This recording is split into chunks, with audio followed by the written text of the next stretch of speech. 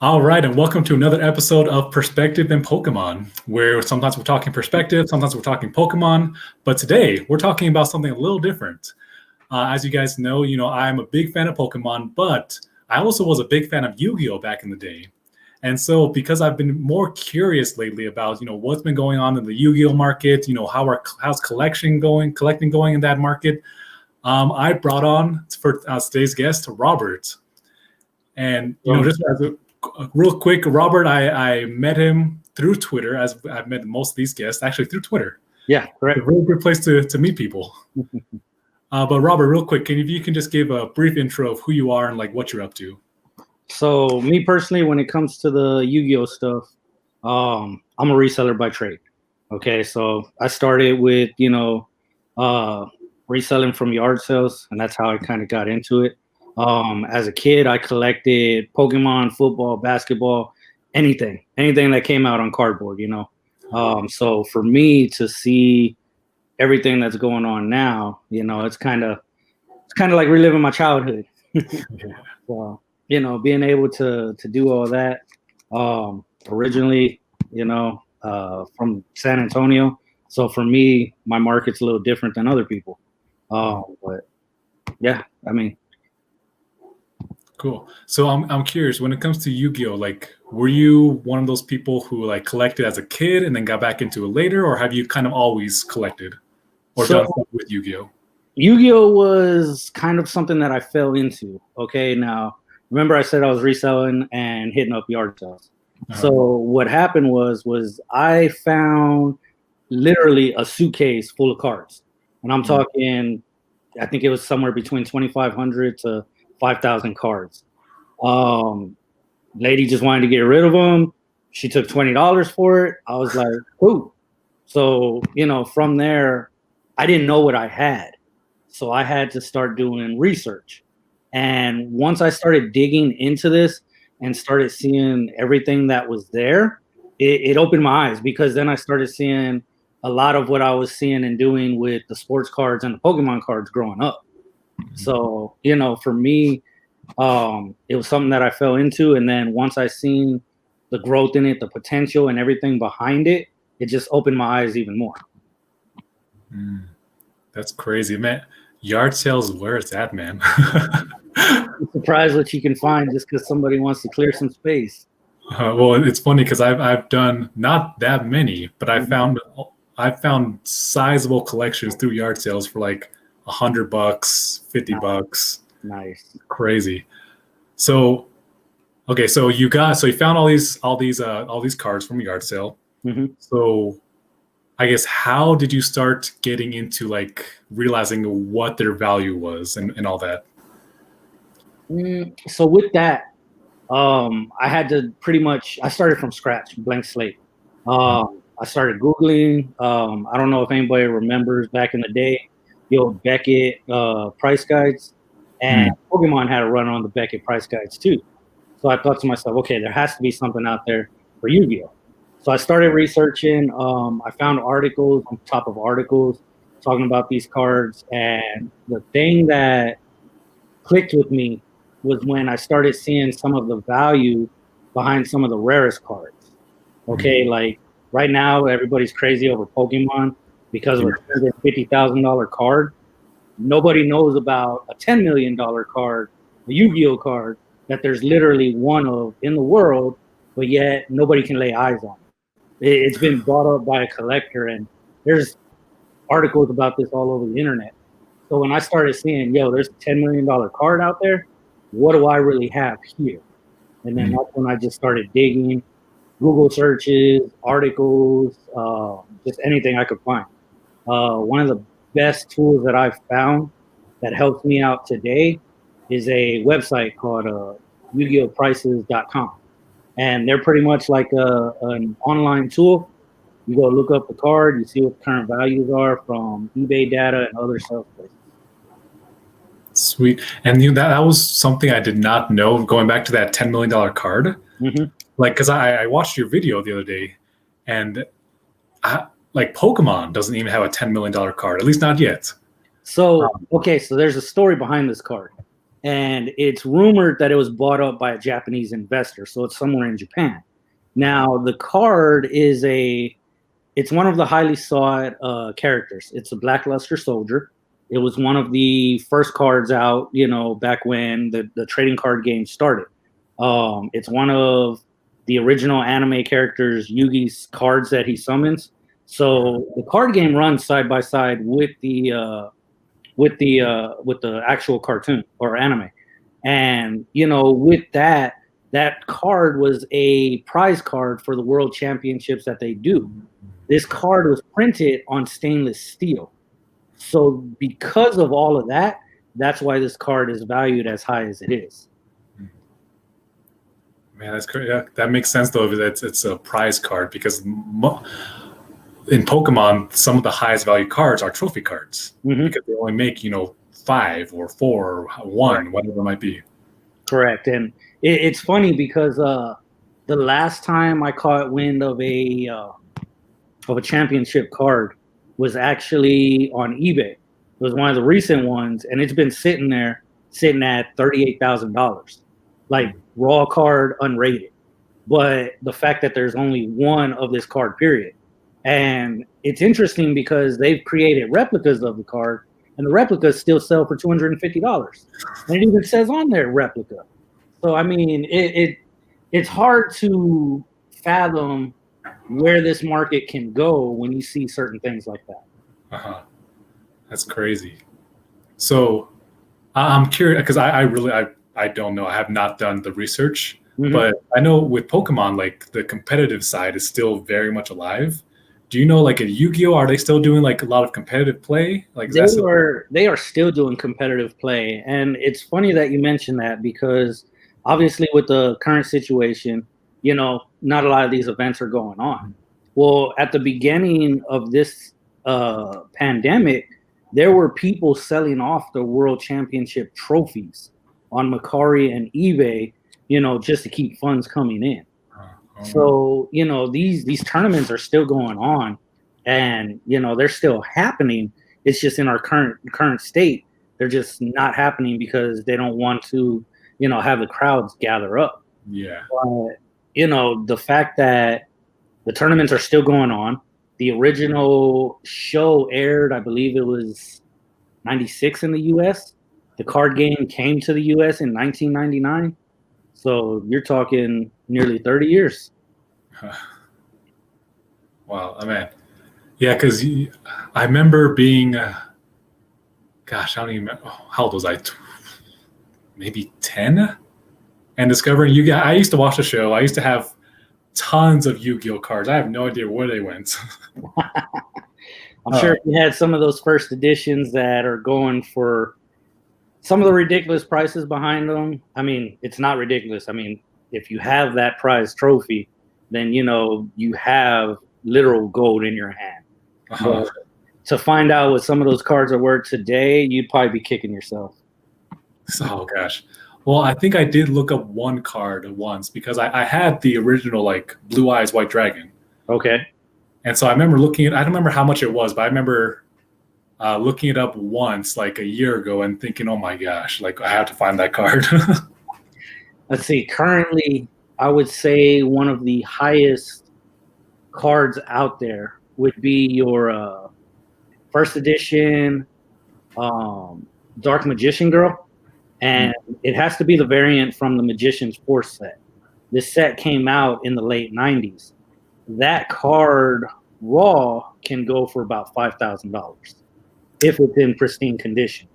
Rated, you're looking at more than that. So, I mean, chances are if you had a lot from the early days, those character specific cards like Blue Eyes White Dragon, Dark Magician Girl, they're going to be fetching high prices right now.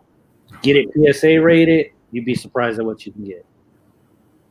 So, I mean, I think I know the answer to this already, but right now with the explosion of Pokemon, there are people, digging through their attics, looking for their old binders, people trying to hit up garage sales, trying to find the best deals.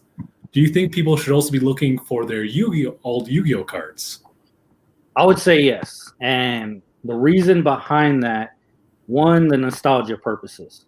Two, you also got to remember the guys that were collecting these as kids are the same people buying them now in the pristine condition and for nostalgia purposes. Okay, your retro Pokemon fetched a high price. Your retro Yu-Gi-Oh is in beginning stages, if not infant stages right now. So, those old cards that you can get your hands on definitely worth having in your collection, definitely worth getting rated if you have, those capabilities. Because just like Pokemon, the value is going to go up. Just like Magic the Gathering, that value in that market has always been there. Each of these markets will continue to have their respective fans, throughout the ages. So, there's just more opportunity altogether. It's really fascinating to see, and you can go on eBay now and you can find some of those retro booster boxes going for $40,000-$50,000 sealed.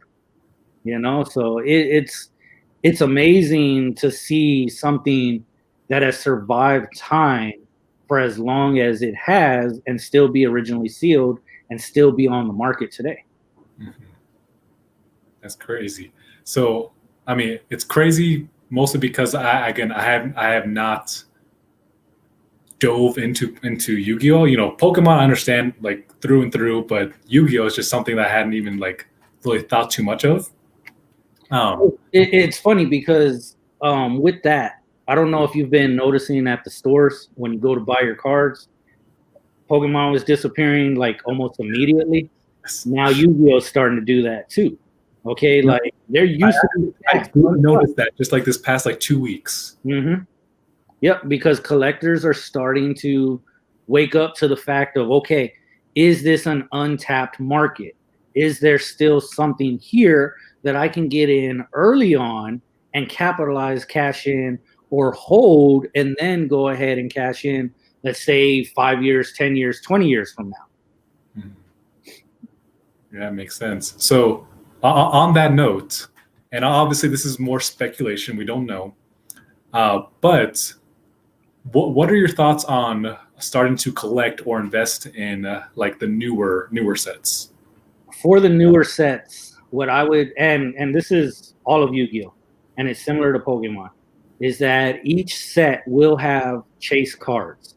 Okay, for example, the last Pokemon big chase was obviously Champion's Path, 3 Charizards, 1 pack, So here, as the Yu-Gi-Oh boxes and everything keep getting added almost monthly to bi-monthly, new chase cards are coming in. Now, the way they disperse those high-end cards is, they're limited. You can go through 200 packs and never find that particular chase card.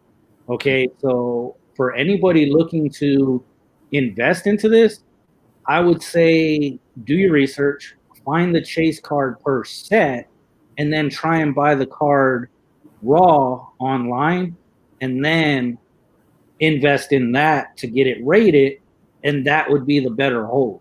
I mean, because it's very easy to start grabbing packs, ripping packs, and stack up 500, 1,000 cards that you don't know what to do with, because you have tunnel vision to that one particular card, So as that stuff stacks up, it takes up space.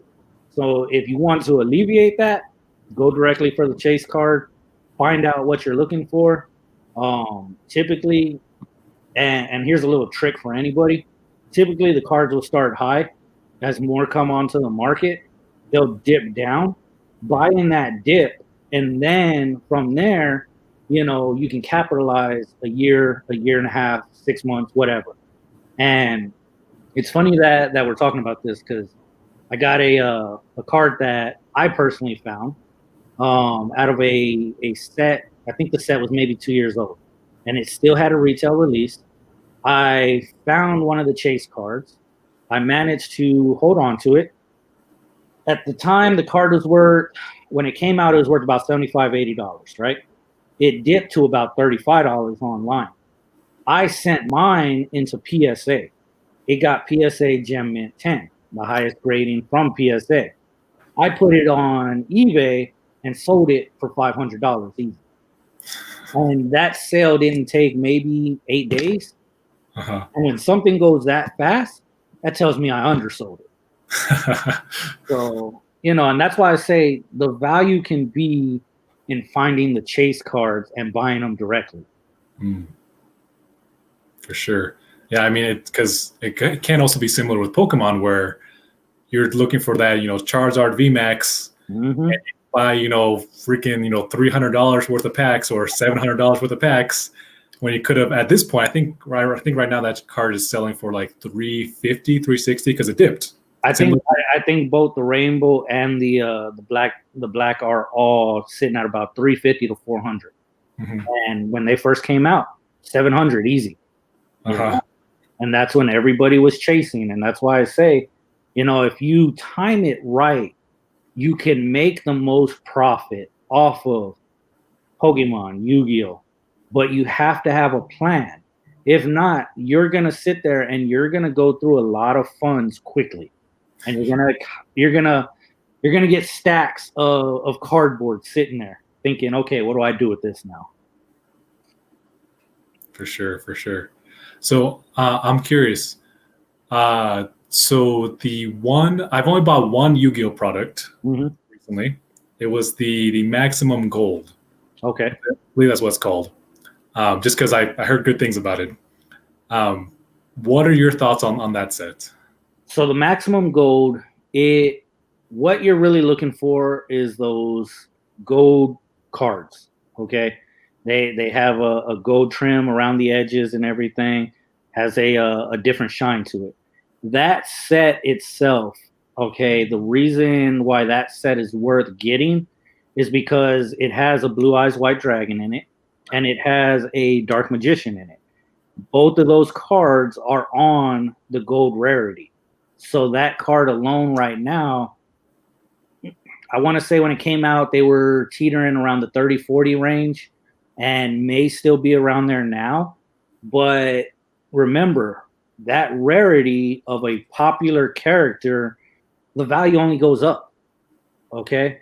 And, there's a difference now because you talk about that Maximum Gold set. In 2020, the Yu-Gi-Oh cards changed. Okay. I ain't heard a lot of collectors talk about them. I actually have two of them right here that are PSA rated. So the first one I'm going to show is from a 2016 set. All right. Now, if you look here down at the bottom, you have the original artist name, and it's copywritten 1996. Okay. The series come 2020 took a change, different artist, different name. So just with that common piece that is printed on every card, all of the original cards with that original artist, value just jumped up because now it's a different artist who's involved with this now. So, the value in the old cards are going to go up because that artist is not doing the show no more. So with every new variant of, let's say, your Blue Eyes White Dragon, the rarer the older cards get, the more the value gets. Not another card is going to be printed with that original artist name anymore because it's been taken over. So, again, it adds to that rarity factor. So even if I took this Dark Magician card and compared it with the one out of Maximum Gold, there's already differences. Even though the picture and everything is the same, the artist on there is different. So now the old artist cards, are worth more. And as they print more of the newer artists on it, the value of the older ones goes up. And scarcity again. Just like that 1999 Charizard. The more rare that thing comes out, the higher that value goes. Exactly. Yeah. So I'm curious. I don't know if you know this at all, but I know with Pokemon, there's a lot of like what are called Poketubers, like Leonhardt, Unlisted Leaf, people who they just rip packs, right? That's basically what they do.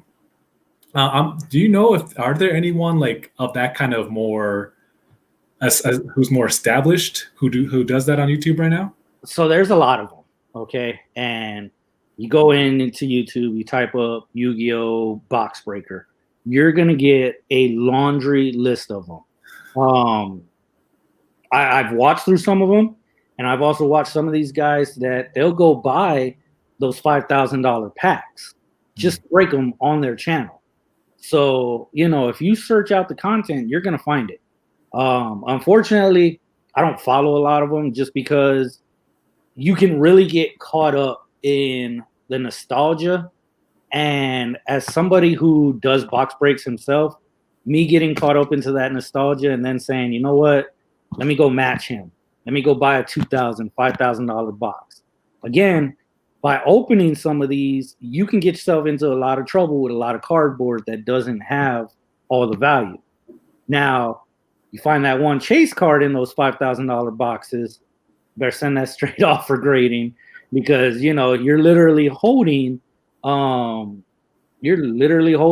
rare piece of cardboard, Just the fact that sealed box was one in itself. You get that older card, that older chase card, that thing can write its own check sometimes.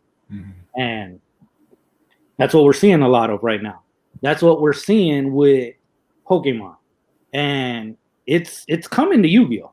There ain't no lie behind it. Matter of fact, there's been the last 4 or 5 sets that have dropped.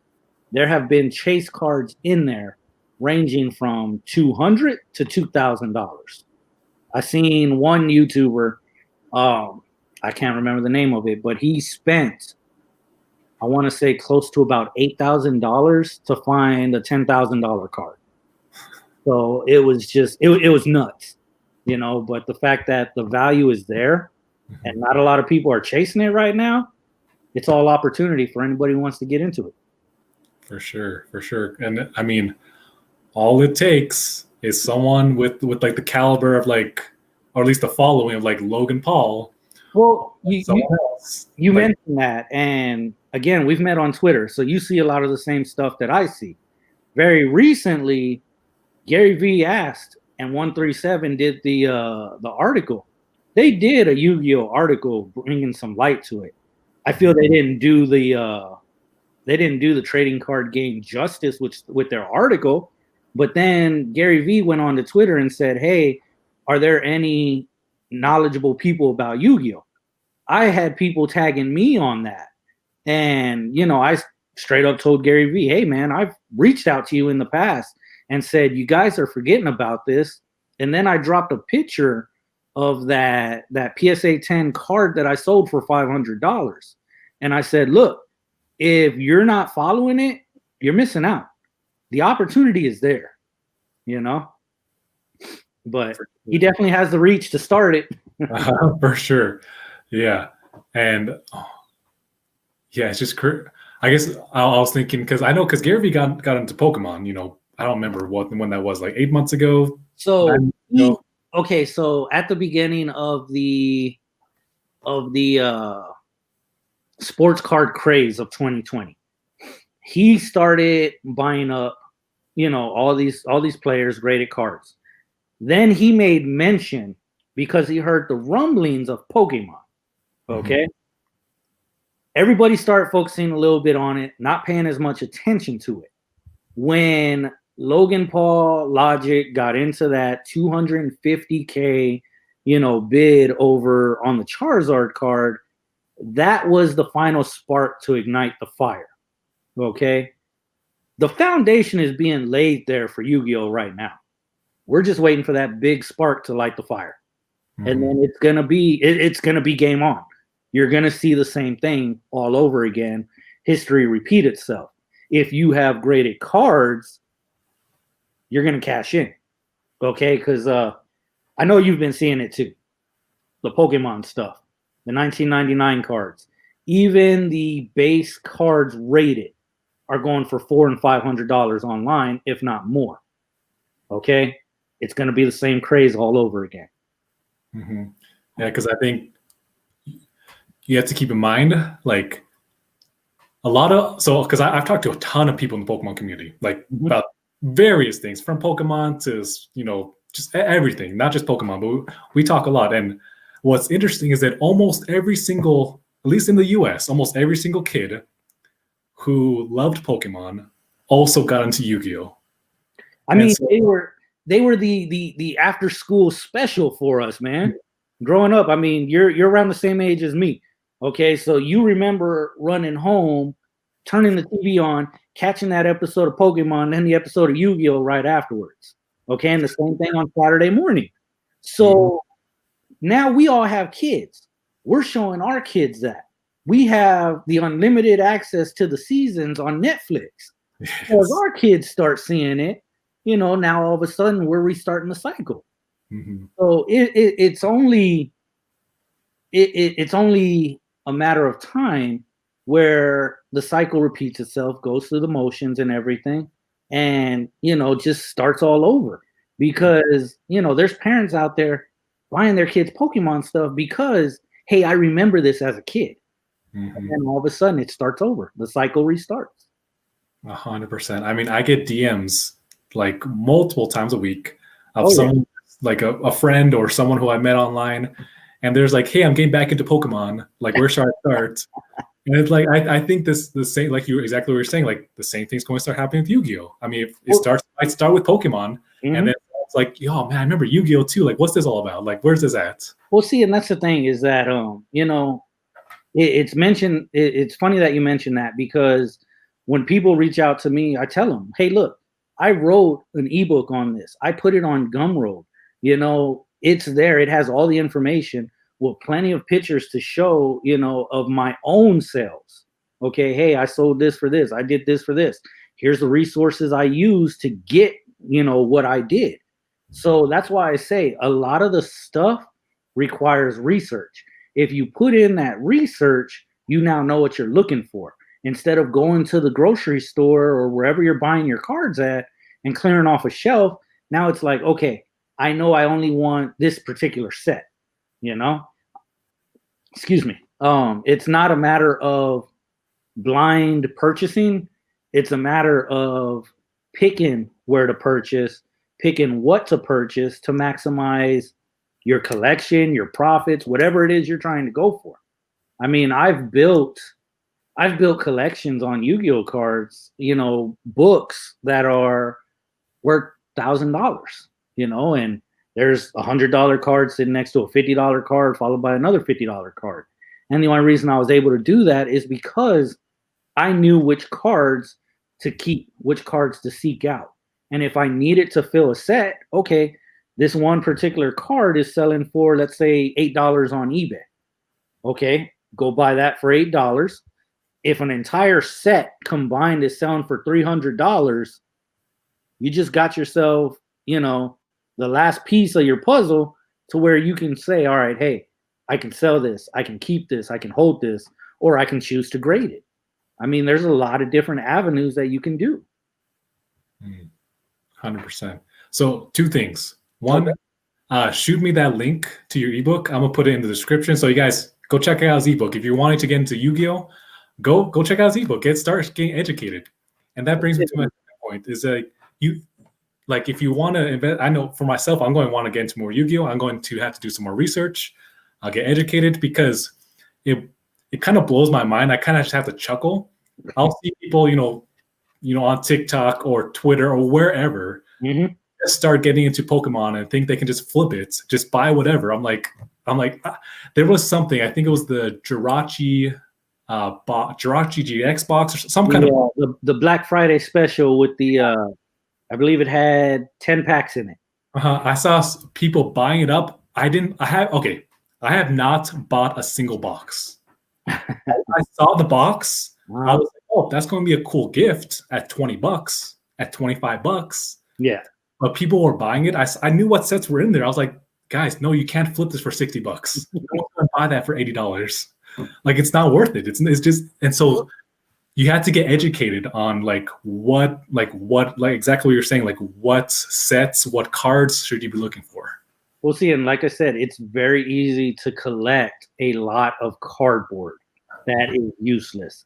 And that Jirachi box, prime example of it.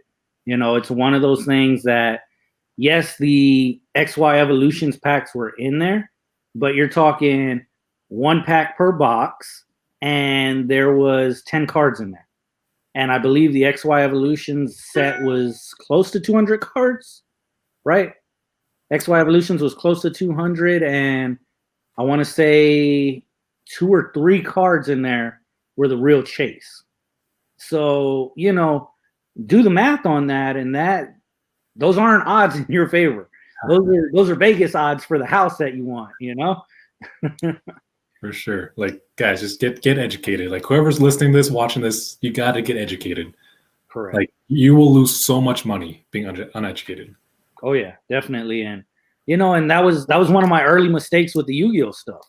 One of my big things when it comes to sets these days now, when I start chasing cards, if I'm looking at a particular set, I want a set that's limited to 60 cards because that puts more in my favor. Okay. For example, you buy a booster pack that has 5 cards in it. All 5 cards are a holo. Okay, so you get a hologram, you get 5 holograms, but you're really looking for that secret rare or ultra rare. To me, 1 in 5 on a 60 card set is better odds than 1 in 9 on a 160 card set.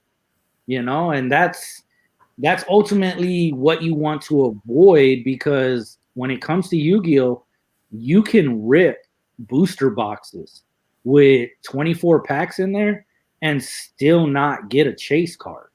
You know, sometimes you got to go through 2 or 3 different booster boxes to find that one card, when you could have just went and said, you know what, let me just buy the one card directly. 100%. And, you know, actually, we're going to take this moment to apply that to something that's coming up with Pokemon.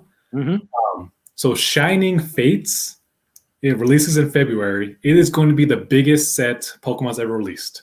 It's going to, I think it has like 300 cards, something like that. It's going to be a huge set. The card people are going to be looking for, obviously, is the Charizard card.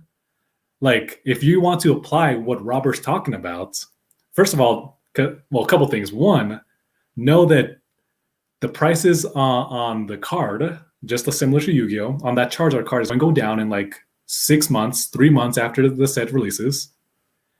And just know that it just might be worth it to buy the card directly versus just trying to buy, you know, 1,000 packs and ripping them up, trying to find that Charizard. I mean, 1 in 300 does not sound like odds that I want to take. At that point, I'm like, you know what? I'll let somebody find it, and I'll pay the $300, $400, because it's gonna save me a lot of headache in some excess cardboard that I got to turn around and say, all right, how do I get rid of this? 100%. And especially what's crazy about Shining Fates is that no store has the actual product in hand. Yet I'm seeing people try and put up pre-sales like 3, 4, 5 times more than what it's going to sell for in stores. So I mean, guys, if you're into Shining Fates, it just might be worth it just to wait. Like, I mean, now with that one, I believe Amazon did have a release, and they put the stuff out there for pre-sale. And I think by the time I caught wind of it and then went to the site, every variant was gone, sold out. Yeah, same. Couldn't get the ETBs, couldn't get the box set, couldn't get the booster pack, nothing. So, you know, if it's a 1 in 300 chance, yeah, I may have to get an email from you of what 3 cards I need, and I may just go buy them myself. Save some heartache. Yeah, we will rip some open for the channel, but yeah, I'm not expecting to pull it. If you do, I'm telling you, you got the golden touch that day. Yeah. Well, I don't know what it is. Charizard isn't even my favorite Pokemon, but I keep, like, between myself and my daughter, we keep pulling it. So maybe we're gonna get lucky. Maybe it'll be good content for sure. Yeah. So, all right. So we're going to wrap up with a few more questions. Probably one more question. Then we'll go into some rapid fire questions. Okay. But so first of all, again, guys, get educated. Go look into his ebook. But if you can give us like 2 to 3 tips if we're just starting to get into, whether it's collecting or investing or reselling, what's some tips that you have for someone just either getting back into it or just starting? Check prices. All right. If you're going to get into it, go to that website I mentioned, yugiohprices.com. Type in the set that you're looking at and see what's in it. See if the odds are in your favor. See if the set is even worth it. I mean, because there's sets out there where there is 110 cards and the highest valued card is $7. You really want to go spend $4 a pack on that. Now, if you're building a deck for competitive play, chances are some of those cards are what you need. So go spend your money. But, if you're looking to resell, do the research. I can't say that enough because that's where your money's really going to be made. There's websites out there, Troll and Toad, TCG Player. Compare those prices to eBay prices because one of them will be the lowest. If that's going to be your purchase point, take the lowest purchase point because your money in the long run will be made at point of sale. So when you buy, that's where you're making your biggest profit. Awesome. All right. Well, we're going to do some rapid fire questions, then we'll let you go, Robert. All right. Sounds good. Okay. So what's your favorite type of music? We're going to switch gears. What's your favorite type of music? Okay. You threw me in that one. Let's see. It differs. When I'm driving, I can do anything. When I'm in the gym, I like something more upbeat. I need my rock. Or I need my old rap. I'm a 90s kid born in 85. So, I need my older rap. I can't do the new stuff. Okay. So on that note though, so what's your favorite kind of exercises to do? So I was in the Army for 12 years. Don't like running anymore. Surgeries, done with all that. So mostly I stay with the weights. I like to do upper body. I work out my legs just so I'm not, neglecting them because at this point, I feel that what I've done in the gym by muscle training, I think has also helped boost my immune system where I'm not really worried about the current situation, Awesome. So what's your favorite Yu-Gi-Oh card?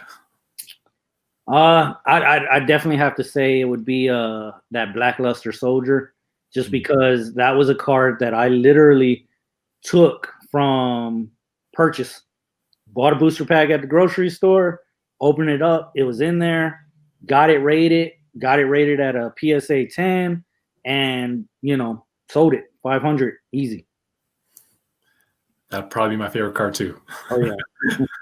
That was like my baby from beginning to end. Yeah. Okay.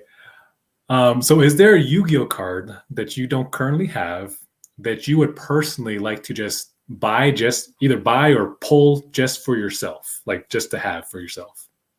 If there was a card, it would have to be a purchase because the set is no longer in production. And it would have to be that Dark Magician girl from Magician's Force. I searched high and low for that card on the unlimited side and the first edition. Every time I found it, it's at a price point that I can't afford at the moment. So that card has eluded me. If I can get my hands on one, that would probably be the crown jewel of my PSA collection for Yu-Gi-Oh. Well, good luck on that hunt. Hey, what's your favorite food? Favorite food, I keep it simple. I'll go with pizza. If there's ever a cheat meal, it's a pizza day. I've said this to my wife, so I legitimately think, because I try to keep myself healthy, that I'm going to live to be like 120. Nice. But I've said if I don't make it there, and consider I don't get hit by a bus or anything like that, if I don't make it to 120, it's either going to be because of my kids or pizza. Love 'Cause it. I love pizza so much. Love it. Okay. So how would you invest $1,000? If I had $1,000 today, I would have to just stick to what I'm doing now, and that's toys into FBA, and then profit that way. Because personally, I resell toys through Amazon and eBay, so I can afford my card hobby. And that's how I fund my YouTube channel, my break channel. Because it's probably one of the most lucrative, overlooked things out there right now. But reselling, there's a lot of work, a lot of research into it, but it's also definitely a good way to change your situation if it's something that you want to do, and especially if you want to create your own freedom. 100%, 100% agree on that. And as a side note, I think I need to make more content around this because I love that you brought up toys. Because people hit me up about Pokemon cards, but what people don't realize is that I sell a lot more toys, Pokemon toys, than anything else. And that's the thing, is that I've seen you going through selling the Pokemon toys. And to me, I'm like, what am I missing here? Because, as somebody who avidly sells toys, I'm like, what is he selling that I'm not? So that way, I can have those margins. I mean, some of the stuff that I find, the margins just aren't there after fees. But when you have a niche like that, opportunity is at your fingertips, and you're in control of the growth. 100%, man. Okay, last question. What makes you happy? I definitely have to say being in control of my own life at the moment, because it gives me the freedom for my wife and kids, who are, they're the focal point of my happiness. If I didn't have the freedom that I have now and have the time to give them, then yeah, I'd say I'd be a pretty miserable person. Love that, man. Well, Robert, thank you so much for being on the show. This was fun, man. I enjoyed this. I'm definitely going to have to hit you up with some more Yu-Gi-Oh questions in the future. Oh yeah, definitely. And I get that link to you and everything. And I believe I do have to update some of the resources, just because there's a lot more information coming to light now. So definitely, we definitely got to do this again, and follow up. And I wouldn't mind. You got me on Twitter. DM me. I can tell you, hey, this is what's going on, whether it's something important or whether it's not. That way, hey, I'm not wasting money over here. I appreciate that. Yeah, I'll definitely hit you up, man. All right. Okay. Appreciate it.